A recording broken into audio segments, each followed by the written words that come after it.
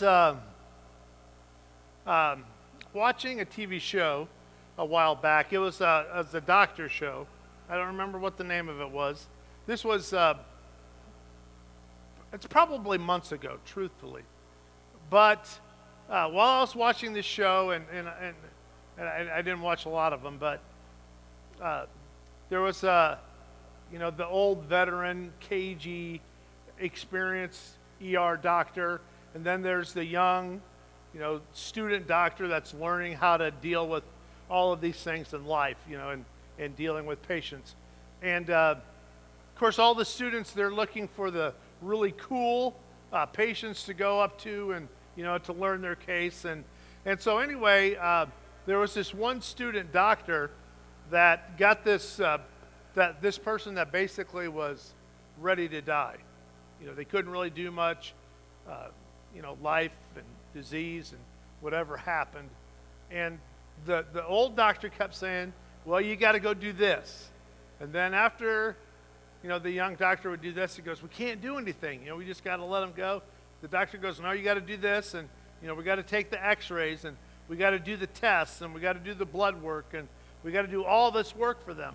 And eventually the young student doctor goes to the other one. He goes, why do we do this? And this is the sentence that I remembered. This has been months. And I know it's a TV show, but it affected me. And I filed it away mentally to use it today. The doctor said this: we do all of this. We do everything we can try to do so that when this person does pass, we go to their family and we say, I did all I could do. I did all I could do. Now, just think about that statement. We're going to talk about that in a few minutes, but I did all I could do. Don't forget that. We'll get back to it in a little bit. First, I want to do a little bit of review. When we started this series, we talked about a big pile of rocks. And these are, I love my rocks, and I love to do stuff with them, and so I made this pile. And we know in the Old Testament, when anything significant, now this isn't significant that God says was significant, it's what was significant to a person. So if something significant happened, they did a pile of rocks, they stuck a sign in the ground, and when the people would come by, they would read what would happen. Jacob wrestled with the Lord. Abraham left Ur of the Chaldees and moved to the Promised Land. When they crossed the Jordan River, and when they crossed the Mediterranean Sea, the Red Sea, when things happened, they made a pile of rocks so that it would be a reminder of what's going on, of what happened. And then, just like happens today, people, we did this, represented by a stone, we say, you know what, there have been significant moments in my life, and I just want to say, significant spiritual moments in my life, and I just want to put my little rock on top of this pile because it's not the same, but I'm putting myself in this. And that's kind of a great thing to do when we put ourselves in these situations. And then we talked about Hebrews chapter 10, verse 4. It was the plan. God created Adam and Eve to live in a perfect garden and never sin. And sin entered the world. And then God made preparations. It says in Hebrews 4, it says, because it's impossible for the blood of bulls and goats to take away sins. It's impossible. Every year, then what they would do, they would make an altar, a different kind of altar, not like this, and they would sacrifice an animal for all of their sins. It was temporary. It was just temporary. It was a yearly, I don't want to say ritual, but it kind of turned into it. For some, it was very meaningful, and for some, it was very just traditional, and we do this all the time, and this is what we do. Because it's impossible for the blood of animals to take away the forgiveness of sins. And then we had another adjustment.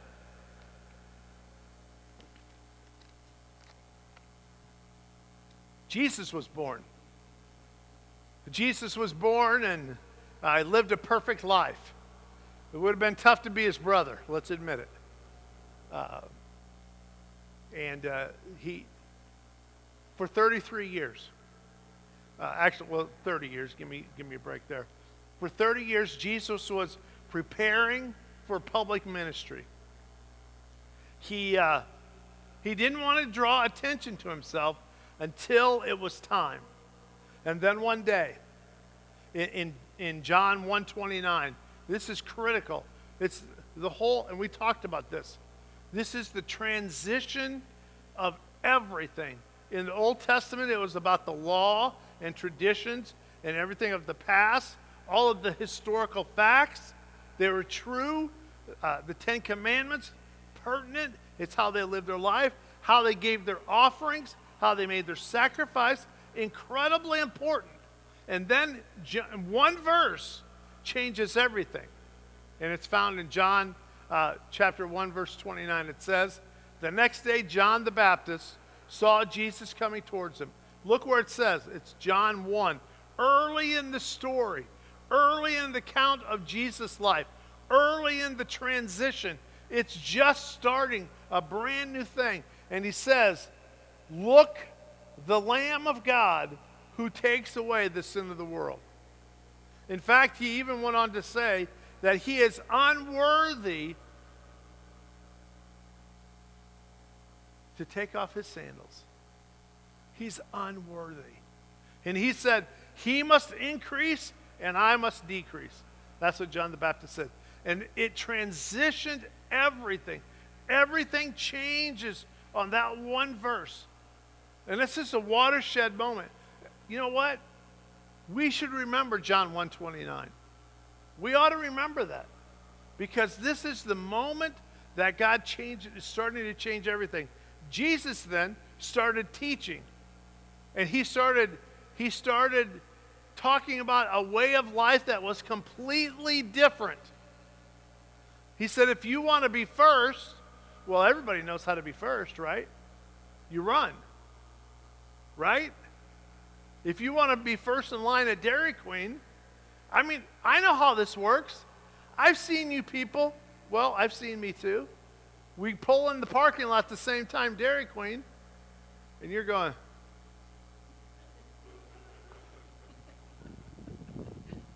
Now, you're not trying to make it obvious, and the husbands are a little bit more like that, I know. They're like, come on, let's go. Come on, right? I've seen you going to Texas Roadhouse. I've seen it. We know how to get first. You go faster. You push the people out of the way if you got to, right? No, of course not. It may be the only time we don't hold the door open for the people behind us because we got to get our name in first. We know how to get to first. And Jesus said, wait a second. If you want to be first, be last. And everybody's going, what? It didn't make sense. It doesn't. Because we know how to be first. It means to hurry, not make it obvious. But we're not lollygagging in the parking lot at Texas Roadhouse. In fact, my kids, I'll be honest with you, my kids have figured this out. Father's Day, we were going to Texas Roadhouse for Father's Day. This is my kids. They come up to me right after church. They said, Dad, we're going to go right now because we can get a table right now. Because in 15 minutes, all the other churches are going to get out. And when all the other churches get out, then that's where the line gets. And so my loving children that I've nurtured, whatever. They already know how to do this, right? We know how to get first. And so I'm here. I'm one of the last people to leave on Father's Day. And I walk right into Texas Roadhouse. How you doing? Not really, but I got a seat. I'm all right. You know what happens? We're done eating. We're going to go do something fun. And I see Kevin and Barb. They don't even have salads yet. We know how to be first. We do. It's in us. We know how to be first. But Jesus said, if you want to be first, be last. And that's sort of the beginning of Jesus' teaching of everything is kind of upside down. The story of the widow getting up, and they made this big spectacular of people getting up and giving their offerings. And people, they, I don't know how I can see it, but Jesus is watching all these people getting up, and he sees the widow, and she has just a couple of pennies, but she's giving all that she has. And Jesus says, no one's giving more than her. Now, we know technically people gave more money, but out of their excess rather than what they didn't have at all. And this is the start. John 1:29, the life of Jesus. It's the start. And we've transitioned from this altar of rocks of a reminder of what God has done for us until a way of living that's completely different. Completely different. The rules are changed. It's about being, not doing. Now, I remember when I first became a Christian, back in it was 1976, I think. But by the time I really started catching on what's going on, you know how that is, there's a lot of rules and regulations. And let me just say this. The truth is, I needed that at the moment. Okay, I'll be honest with you. I needed. I never was exposed to church. I never was exposed to church people. I didn't know what they did, what they liked. I didn't know any of that. And so at that time in my life, when I accepted Christ and I started going to a Baptist church, there was all kinds of rules and regulations. In fact, they had a book. They had a book of rules and regulations. And the truth is, I needed a lot of that. Now, I would say I probably didn't need some of it, but I needed a lot of it. And they did a great job of teaching me and training me, and I ended up, well, as you know, I am where I am. But I needed that. But now even Jesus, as he's teaching us how to live a new life, he says, the thief comes to steal, to kill, and to destroy, but I have come to give you a full life, living it to the full. That's a big deal.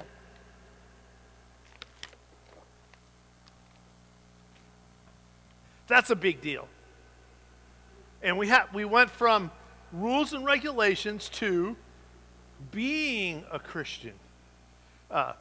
And it's not about just what you do, but it's what you think and how you react and how you teach and how you love and how you accept and how you are supportive. It's all of these things. And then we transition into Romans chapter 12, verse 1. And it goes right here. It says, I urge you, brothers, in view of God's mercy, to offer your bodies as a living sacrifice. Now we know that the blood of bulls and goats don't forgive sin. It's temporary. And we know that they placed them on the altar every year. They killed them every year for the temporary forgiveness of sins. But with Jesus' life, his life is just important as his death. Let me say that again. Jesus' life is just as important as his death. He was sinless. Every time they tried to trick him, remember the woman at the well? She said, I have to come to the well in the afternoon because, well, my life is an embarrassment. And he goes, if you only knew who's talking with you, can give you the refreshness that will never end, the water and the refreshment that will never end. And she goes, well, how can you do that? You don't even have a bucket to reach into the well. It's about who he was and what he could do for her. There's the lady that was, it's interesting, in the story, the Bible says that they only brought the lady caught in the act of adultery.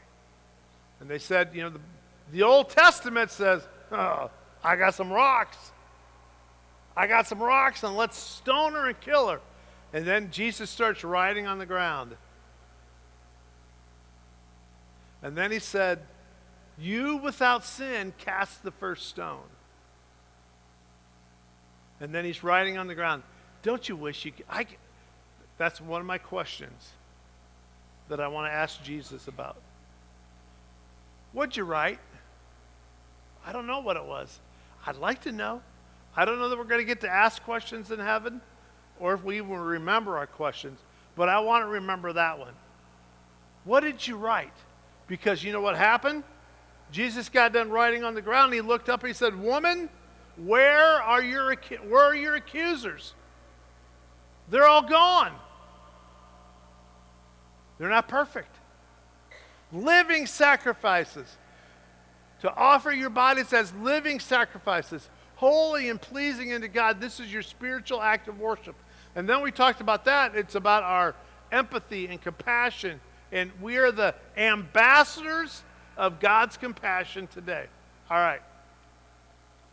I say all of that to say this. Our job today is to make disciples. New believers. Our job is to invite to anything. You know what? You can invite people who don't go to church to your house for dinner. What? Did you know you're allowed to do that? You can just invite people to your house for dinner. I have a great, let's see, let me change that. I've got a neighbor. Well, the truth is I've had a lot of neighbors. I've got a neighbor. He didn't talk to me for a year.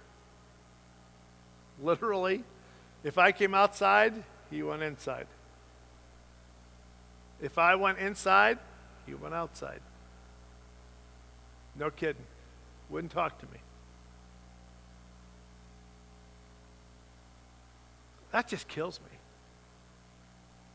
me. That just kills me. And I'm like, okay, so how do I become a witness to this guy?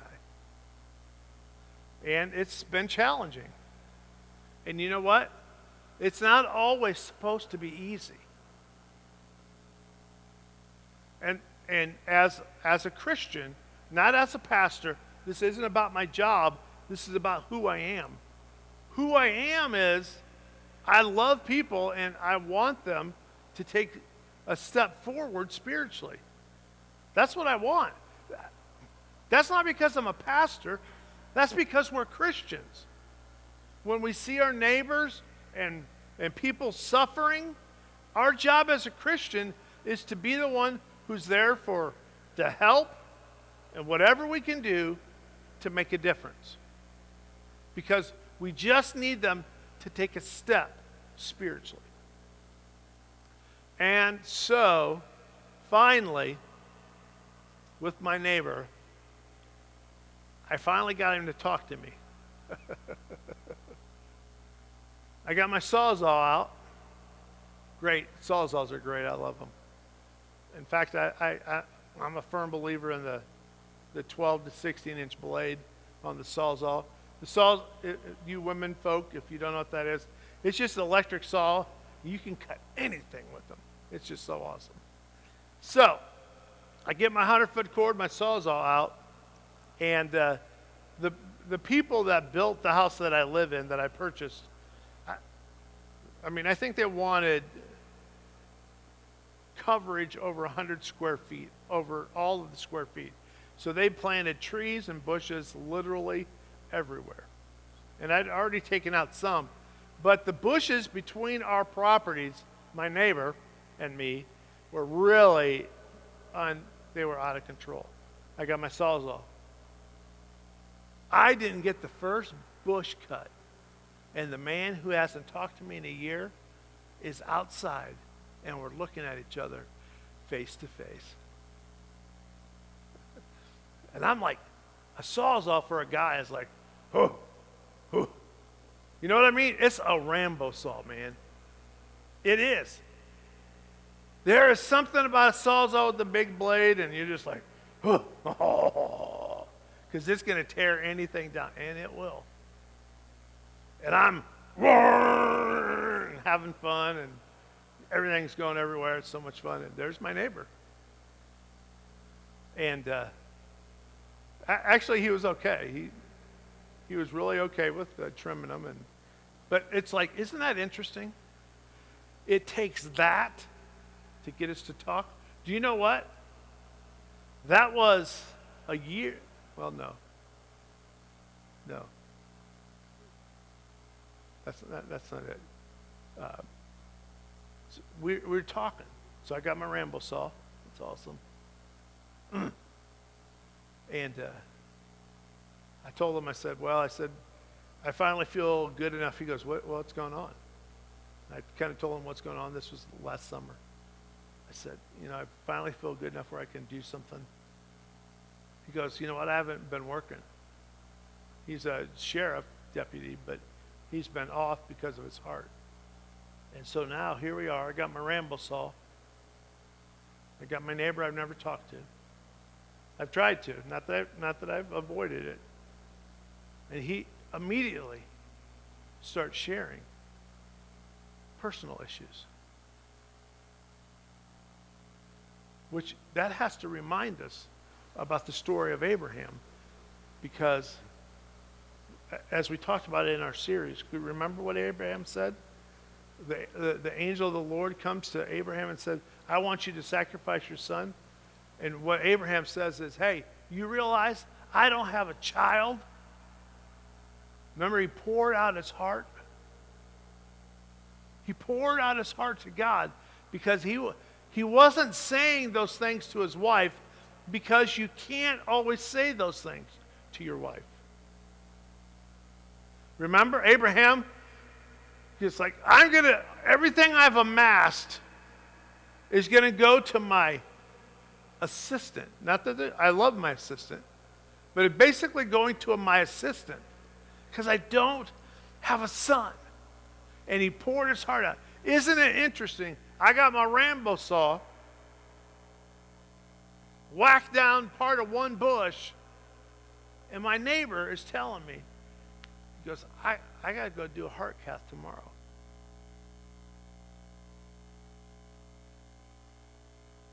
I put down my Rambo saw because I felt like I didn't need to protect myself anymore. And we talked.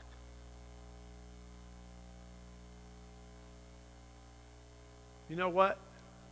We have to talk. I got to get a drink.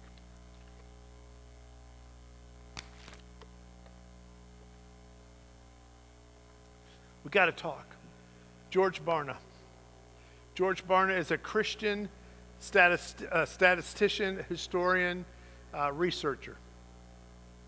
George Barna says this: one Christian out of 100 will lead someone else to the Lord. It's all 100's job.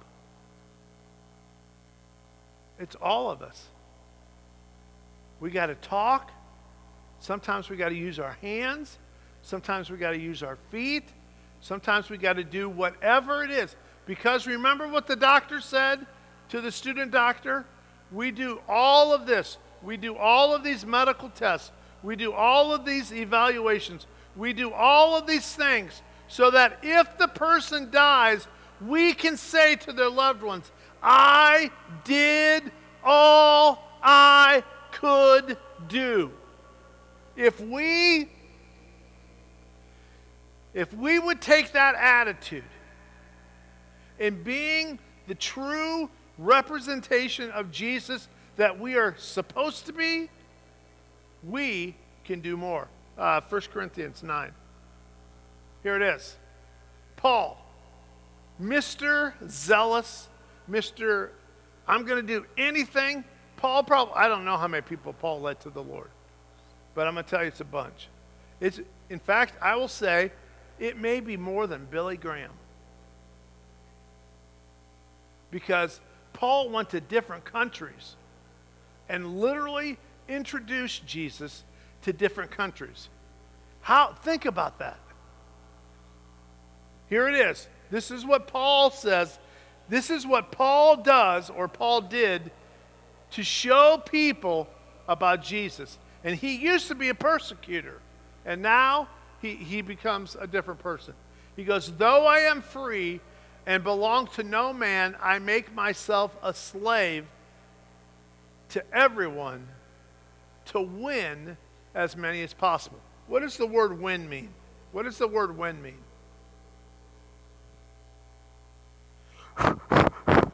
Say that again. He's going to do whatever it takes. He's completely free. He goes, but I am considering myself. Now this is different. I know what this is. We've got to make ourselves decide that I've got to make myself do this. That's what this is. That's what he's saying. I'm making myself do this. I don't have to, but I'm making myself focus on this so much so that I can have and see people come to Christ. That's what Paul's saying. I'm making myself do this. And it's because of my love for Christ that I'm doing this. This is huge. Okay? All right, so it says, I make myself a slave to everyone to win as many as possible. Next verse. To the Jews, I became like a Jew to win Jews. What that means is, if he would go into someone's house, he would observe their customs and all the things that they like. Like if you walked into somebody's house for Thanksgiving and they served grilled cheese and tomato soup, you don't say, where's the turkey? You know, when you walk into somebody's house, and even a missionary's house in Kenya, and he's serving you goat, you eat goat. I'm not sure I'm going to do it the second time because I got sick on it, but I did. I'm in Kenya, and I remember, does anybody like goat? I got to tell you, I got this rib bone that looked like the dog had already eaten it. And then he put it on my plate. I'm like, where's the meat? You know what I mean? It wasn't no thick meat, juicy meat next to it. It was gnaw the bone, Dave. I'm serious. Tim, don't laugh. I mean, it was just gnaw the bone. You couldn't cut meat off of it. You know, where's the ketchup? You know, anything. You know, anything. What he's saying is, when I walk into someone's house, I'm going to observe their normal things in order to have a chance to talk to them about what Jesus did for me. We're so occupied thinking about how we can sometimes help other people, we forget we already have the story. Jesus changed me. Jesus changed me.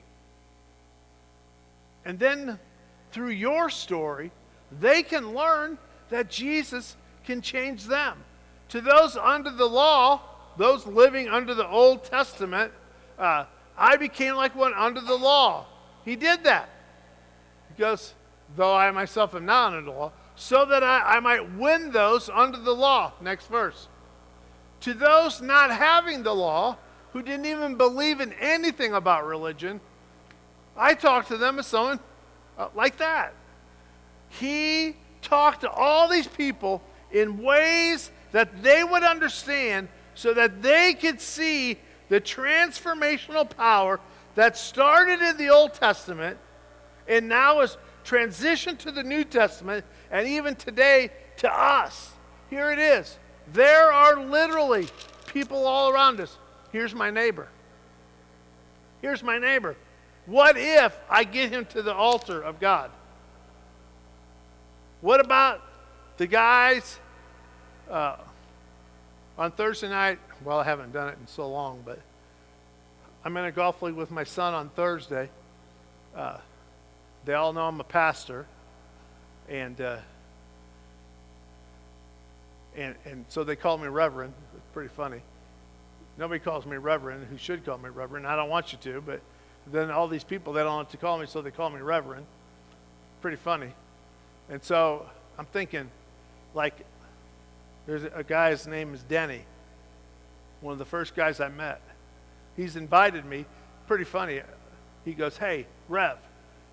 That's how, then he'll say Rev. He'll say, Rev, he goes, we play on Saturdays and Sunday mornings. And I tell him, I said, well, Sunday morning's kind of a problem for me. He goes, oh, sorry, Rev, I forgot. He goes, come out Saturday. There's a guy named Denny. In fact, he works in your office at Coastal. And I'm like, you know what? I think about that guy.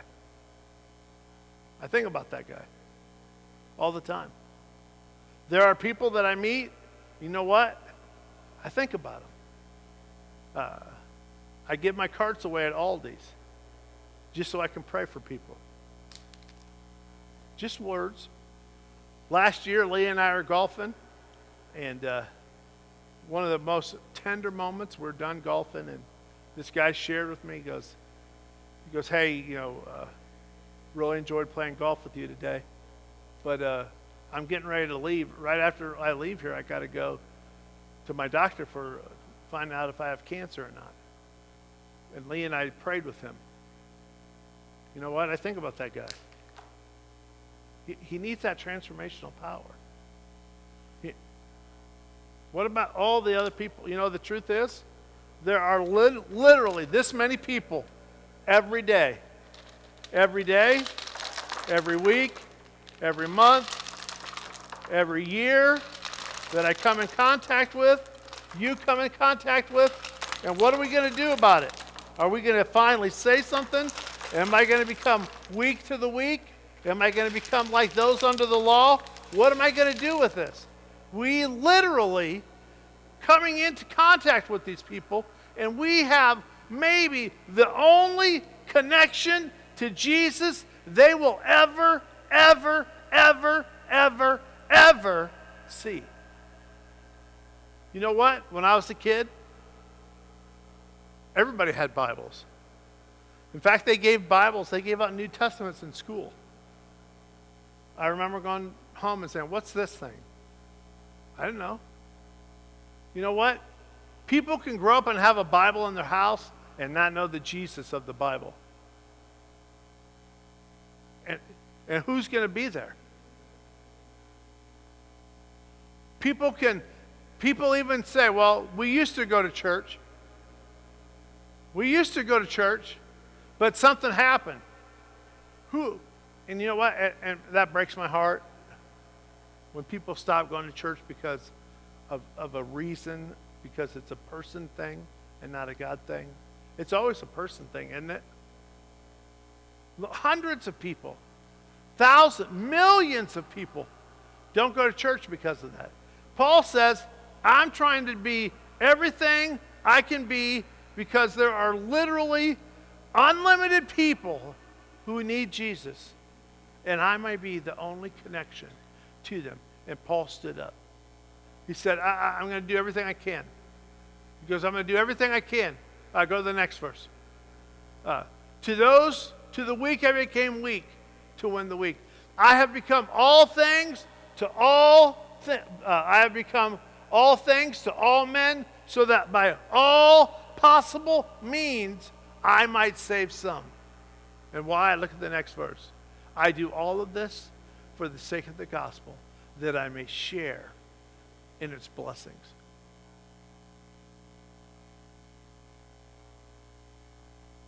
Our life is not to be lived in isolation, but to be lived where people see us. Sometimes that means we talk. Sometimes that means that we help. Sometimes that means that we go and do something. But we are literally, we may be literally, think of, in fact, just close your eyes right now. Think of one person who doesn't go to church, who probably doesn't know God. Just think of one. Might be in fact, a lot of us have children that we wonder about. Some of us have grandchildren that we wonder about. Some of it's our parents. We wonder if our parents really believe. What's that one person, if just one person would believe? What would it be like for that one person to experience the transformational power of God in their life? Lord, as we think about this one person, we know them, we love them, we're probably close to them, they're probably very important to us. What wouldn't we do for them, God? Lord, I know that we literally would do anything. We'd give anything. They could have anything. We'd sell our future for their future because we love them. They're important to us. And then multiply that by millions of people who don't know Jesus. We're the living sacrifice because we get to talk about how Jesus changed us. And that makes all the difference in the world. God, I pray right now that today, as we think about this one person and what wouldn't we do for them, Lord, I don't know if we need to come to the altar and pray. I know in our hearts we can say, oh, I can do this right here, and you can. But sometimes there's a thing about stepping out by faith and coming to the altars and praying. I don't know if you need to pray. I don't know if you need to talk to me or someone. But here's what I know. That person is literally depending on you. Can you say right now with certainty, I did all I could? I did all I could. If we can't say that, we're not done. If we can't say I have done all I can do, then we're not done. We need to love more. We need to show more compassion. We need to show more empathy. We need to go to them. We need to be the ones to mend the relationship. We need to go and build it. We're the ones that have to go and move and make the difference. Unless we can say, I did all I could. Paul did all he could. He was all things to all people. Lord, help us to just do that for one. If we do that for one, it'll change our lives. God, I pray that you would speak to us today. And Lord, if we need to come pray at the altar, that we come pray. If we need to come talk, we talk. Whatever it is. Do not walk out of the building today without being obedient to what God is speaking to you today. In Jesus' name we pray. Amen.